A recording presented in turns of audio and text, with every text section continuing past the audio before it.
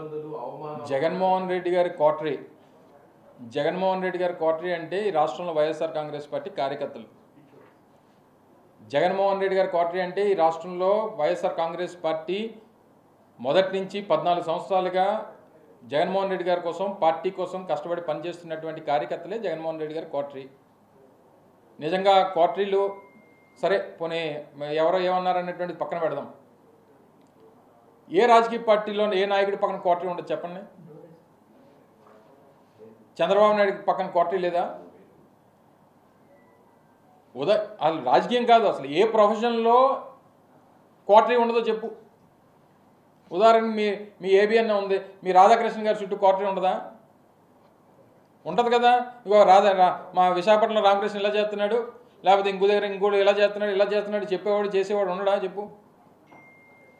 So కోటరీలు అనేటువంటివి ఈ ప్రజాస్వామ్యంలో ఈ వ్యవస్థలు అన్నింటిలోని ప్రతి స్థాయిలో, ప్రతి వ్యవస్థలో, ప్రతి దగ్గర ఉండేటువంటిది. సరే ఆ కోటరీల గురించి ఎవరు మాట్లాడాలి? దూరం నుంచి చూసిన వాళ్ళు లేకపోతే ఆ కోటరీలో లేని వాళ్ళు మాట్లాడాలి తప్ప మొన్నటి వరకు ఆ కోటరీలో ఉన్నటువంటి మనం మాట్లాడితే ఎలా చెప్పు? ప్రజలు హర్షిస్తారా? ఒప్పుకుంటారా? సో ఇవన్నీ కూడా ఆలోచించి మాట్లాడుంటే బాగుండేది. సరే ఇంకా పార్టీ నుంచి రాజీనామా చేసి వెళ్ళిపోయిన తర్వాత అంతకంట ఇదిగా మాట్లాడతారని అనుకోవడం మన అమాయకత్వం అంతే.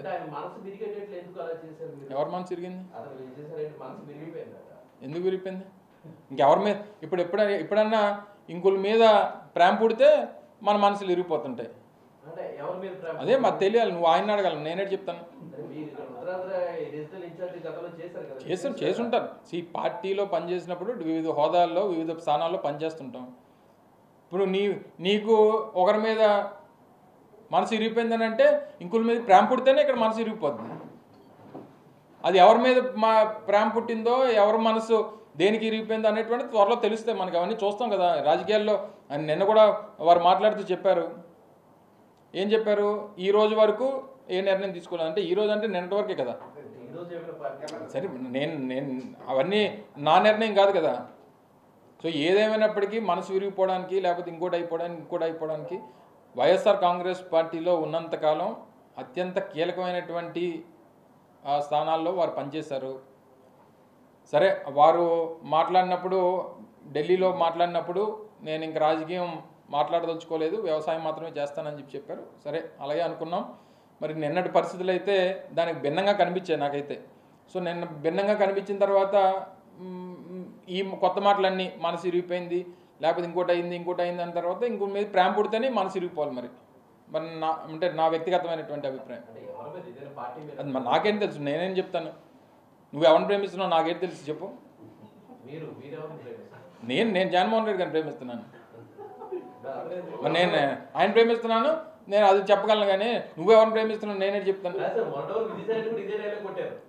మరి నేను ఎప్పుడు వినలేదు ఆ డైలాగ్. నేను కూడా అదే అంటున్నా. ఇప్పుడు రాజకీయాల్లో మొన్న జరిగినటువంటి పరిణామాలు, వచ్చినటువంటి ఫలితాల తర్వాత అనేక పరిణామాలు చూసాం. గడిచినటువంటి 9 మాసాల్లో వైఎస్ఆర్ కాంగ్రెస్ పార్టీ ఓడిపోయిన తర్వాత అనేక పరిణామాలని ఎదుర్కొన్నాం. చాలామంది పార్టీ నుంచి వెళ్ళిపోయారు, రాజీనామా చేసి వెళ్ళిపోయారు, లేకపోతే ఇంకోటి వారు ఏదో మాట్లాడితే వెళ్ళిపోయారు. వెళ్ళిపోయినటువంటి వారందరూ, నేను ఎవరో ఒకరి గురించి మాట్లాడలేదు. మొన్న ఇదే జగన్మోహన్ రెడ్డి గారు 2024లో కూడా అధికారంలోకి వచ్చుంటే ఇది జరిగేదా? 2024లో మళ్ళీ జగన్మోహన్ రెడ్డి గారు అధికారంలోకి వచ్చి మళ్ళీ రెండోసారి ముఖ్యమంత్రి అయి ఉంటే ఈ గడిచినటువంటి 9 మాసాల్లో వైఎస్ఆర్ కాంగ్రెస్ పార్టీ నుంచి వెళ్ళిపోయినటువంటి నాయకులు వెళ్ళిపోయేవారా? వెళ్ళిపోయినటువంటి వారు ఈ రకంగా మాట్లాడేవారా? ఈ రకంగా జగన్మోహన్ రెడ్డి గారి మీద మాట్లాడేవారా? ఈ పరిస్థితులన్నింటినీ కూడా లేవనెత్తేవారా అనేటువంటిది ఒకసారి మనం మనస్సాక్షిని అడుక్కోవాలి. నేను ఏ ఒక్కరి గురించో నేను మాట్లాడలేదు. సహజంగా రాజకీయ పరిస్థితుల గురించి నేను ప్రస్తావిస్తూ ఉన్నా. సో వెళ్ళిపోయినటువంటి వారు ఇంతకంట ఇదిగా మాట్లాడతారనుకోవడం మా అమాయకత్వం, మీ అమాయకత్వం.